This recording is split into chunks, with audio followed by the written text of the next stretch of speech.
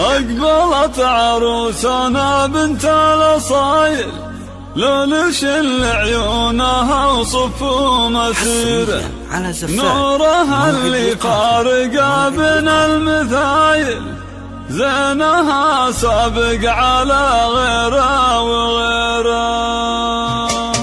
مرحبا ترحيب في مبدأ الجزايل، بالضيوف اللي لفوا من كل ديره، يا هلا بأهل المودة والجمايل، عالشحم والهيل بدلال النديره. أقبلت عروسنا بنت الأصايل، لولش عيونها وصف مسيره، نورها اللي فارقه بين المثايل، زينها سابق على غيره وغيره. احضرت في حسنها تشب الفتايل، زاهية متباهية مثل الأميرة، هذه نوره مثل نجمة تخايل، كل منه شافها يوقف بحيرة. بنت عز وبنت عريبين السلايل، ربعها شيوخ لهم بالمجد سيرة، من خذاها ما يدور عن بدايل، والله ان دنيته معها سفيرة. الشهم رمز المراجل، مسلق من اهلها قوة كبيرة. نورة يا بنت الكف وضرب الفعايل، ترى امك بنت شيخنا القبايل، والاميرة ما تجيب الا اميرة. واعتزي باخوانك رجال الصمايل، عتبتك وقت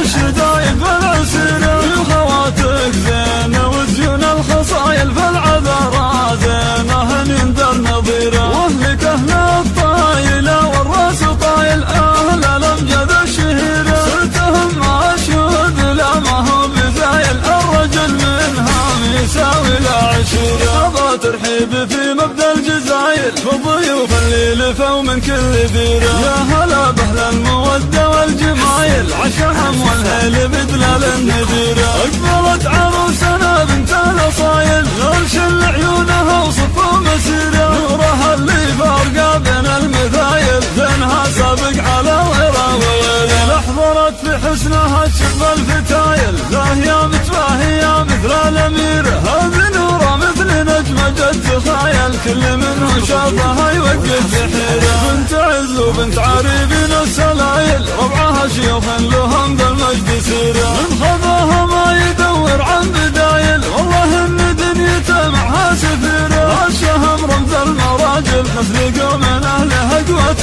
كبيرة. نورة يا بنت الكف وضرب الفعايل، ترى امك بنت شيخنا القبايل، والاميرة ما تجيب الا اميرة. واعتزي باخوانك رجال الصمايل، عتبتك وقت الشدايد والعسيرة، خواتك زينة وزيون الخصايل، فالعذراء زينة يندر نظيرة. واهلك اهل الطايلة والراس طايل، اهل الامجد الشهيرة، صرتهم مشهود لا ما هو بزايل، الرجل منها يساوي العشيرة.